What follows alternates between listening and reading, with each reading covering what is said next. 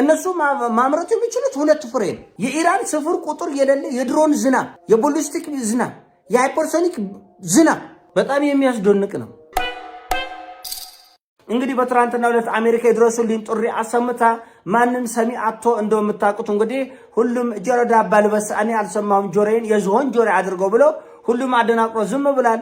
እስራኤል ደግሞ ከኢራን የሚተኮሰው ስፍር ቁጥር የሌለው ቦሊስቲክና ሃይፐርሶኒክ ሚሳኤል እንዲሁም ደግሞ ድሮኖች መቋቋም የማይቻልበት ደረጃ ስለተደረሰ እና ስላለቀብኝ የፓትሪዮትና የታድ ሚሳኤል ኢንተርሴፕተሮች ስላለቀብኝ በአስቸኳይ አሜሪካ እነዚህን መሳሪያዎች ማቅረብ ይገባታል። ያለበለዚያ የኢራን ሚሳኤሎች እንደፈለጉ በእስራኤል ምድር ላይ የሚወነጭፉበት የፈለጉትን ጉዳት የሚያደርሱበት አደገኛ ወቅት ላይ ስለተደረሰ በአስቸኳይ ታድና ፓትሪዮት ሚሳኤል አሜሪካ ታቅርብልኝ ብላለች።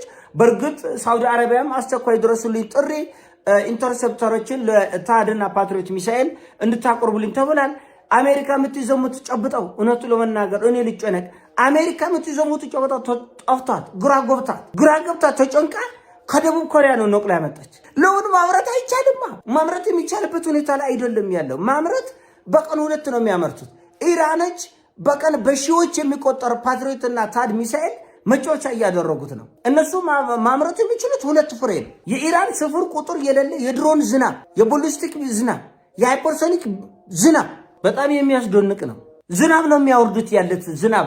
ስለዚህ አንተ በቀን 2 እያመረትክ እነሱ በቀን በመቶዎች በሺዎች እንድትፈጅ ካደረጉ እንዴት ነው ችግሩ? አንዳንድ ሰዎች ይሄ ጦርነት ከተጀመረ ወዲህ አሜሪካ $3 ቢሊዮን ከሰረች፣ $4 ቢሊዮን ከሰረች። ይሄ ለነሱ ከቆብ የሚቆጥሩት አይደለም። 3 እና 4 ቢሊዮን ዶላርማ ነው አይተነው ማያጡ እንኳን አሜሪካ እነ በላይ ነው እንደማያጡ ኤሎን መስክ ብቻውን ይሄን ጦርነት ለአመት አሁን በምትለው ሁኔታ ከሆነ ኤሎን መስክ ስፖንሰር ሊያደርግ ይችላል። አንዳንድ ጦርነቶች አንዳንድ ሀገሮች በርካሽ የሚያገኙት ገንዘብ ሊሆን ይችላል። አንዳንዶቹ በርካሽ የሚያገኙት የሰው ኃይል ሊሆን ይችላል። ለምሳሌ አሜሪካ ውስጥ የሰው ኃይል በጣም ውድ ነው። 1000 ሰው ቢሞት ግልብጥብጥ ነው የሚያወጡት። ሆብሎ ነው ህዝቡ የሚነሳ። አፍሪካ ውስጥ ግን እንኳን 100,000 ሰው የሚሞቱበት ጦርነት ብትዋጋና 100,000 ሰው ቢሞት የዛን ያህል ትልቅ ዲል አይደለም።